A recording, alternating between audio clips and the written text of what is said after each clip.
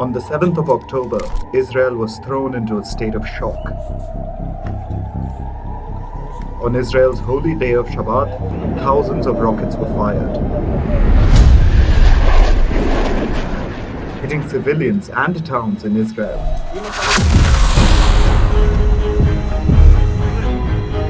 The world was witnessing a terror attack unlike ever before.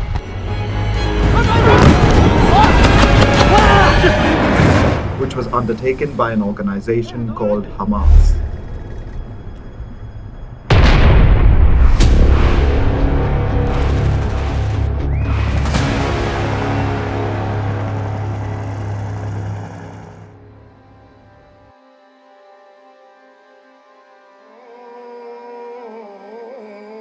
What happened on the day of Shabbat was no ordinary terror incident.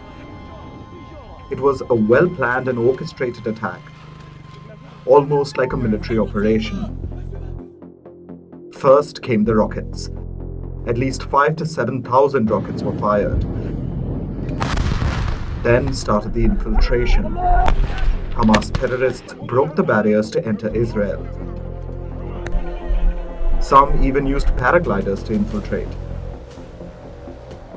And then the attacks began. In the beginning, Hamas targeted only military installations. Israeli army bases were captured. Tanks and other equipment were destroyed. But then, Hamas started attacking civilians.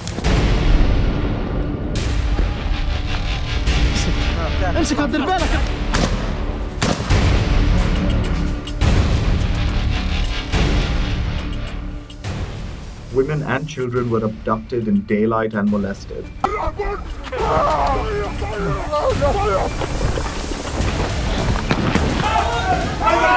Hamas had crossed a boundary by parading naked dead bodies and killing hundreds of civilians. Hamas had declared a war on Israel, and the plan was to inflict as much damage as possible.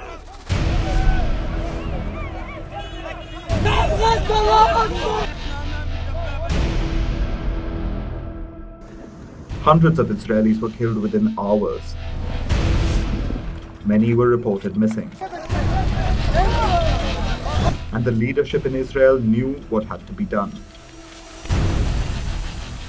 Prime Minister Benjamin Netanyahu addressed the nation and declared war. Citizens of Israel, we are at war, not in an operation or in infighting rounds, but at war. This morning, Hamas launched a murderous surprise attack against the state of Israel and its citizens. I have ordered an extensive mobilization of reserves and that we return fire of a magnitude that the enemy has not known. The enemy will pay an unprecedented price.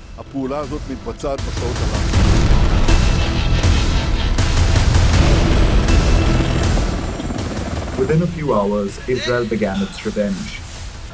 Fighter jets were loaded up with bombs, and Hamas terrorists were targeted with impunity.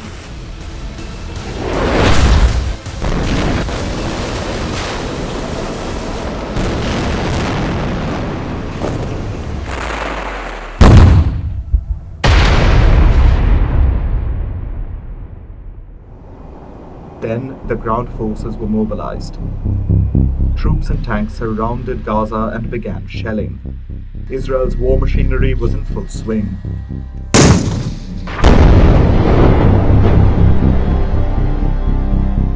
And the Palestinians had to suffer due to the acts of Hamas.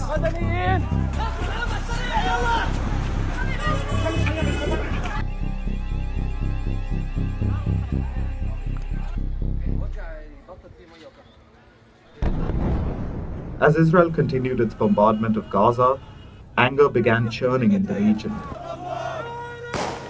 Hamas in Gaza was already up in arms, and Arab nations threatened to join Hamas in their war against Israel. Tensions with Iran spiked, and Israel found itself surrounded. Skirmishes erupted on Israel's borders with Lebanon and Syria.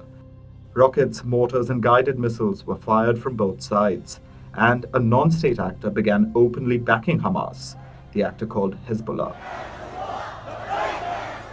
Hezbollah means the party of God, It's a militant organization that follows Shia Islam. Hezbollah emerged out of Iran's Islamic Revolutionary Guard Corps, which means that just like Hamas, Hezbollah relies heavily on Iran. The two groups say they have one intention: the destruction of Israel. Hezbollah is a proxy of Iran. The group has called for a united Arab attack on Israel. We, as Hezbollah, contribute to the confrontation and will continue to do it within our vision and our plan. We follow the moves of the enemy, and we are fully ready. When the time comes for any action, we will carry it out. But it's not just Hezbollah. Iran too has made repeated threats of wanting to attack Israel. According to my knowledge of the state of the resistance, I would like to warn the war criminals and the supporters of this entity in the region that before it is too late, let them immediately stop the crimes of this fake Zionist entity which is killing children and women, because perhaps the coming hours will be too late for doing so. So Israel is surrounded by nations and actors that want to destroy it. They call Israel the Zionist regime. This is not the first time that Israel is facing a threat on multiple fronts. But in case the fighting spirals out of control, how does Israel stack up against its adversaries?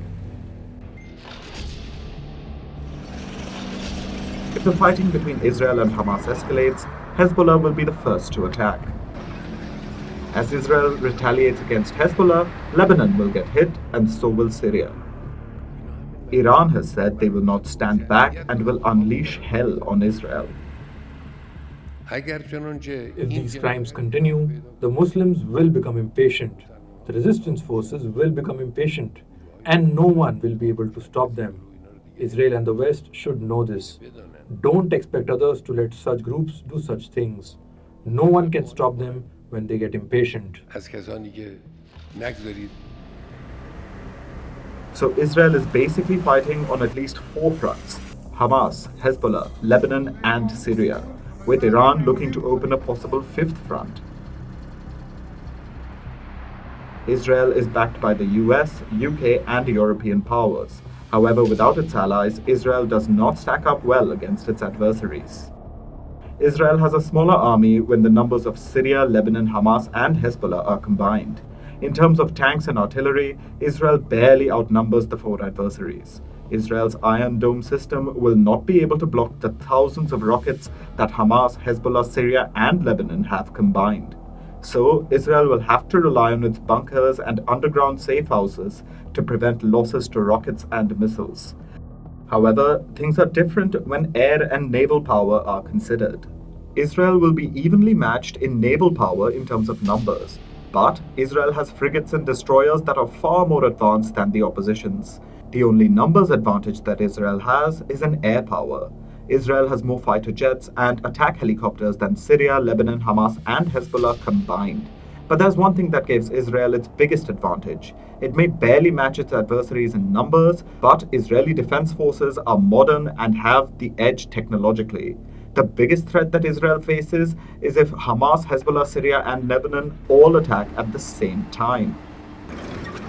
And if Iran were to join in, then the existence of Israel as a nation would be under serious threat. A multi-front war that Israel may have to fight cannot be ruled out. If it does, there's one thing that is certain. Israel will want its allies to step in, namely the US and the UK. America has already sent 2 aircraft carriers to Israel. Additional American Air Force fighter jets have been stationed in Israel's neighbor, Jordan, and the US has agreed to station boots on the ground in allied nations near Israel. In case the fighting spirals out of control, Hamas, Hezbollah, Syria, and Lebanon could undertake multi-pronged attacks, as Israel will fight for its survival.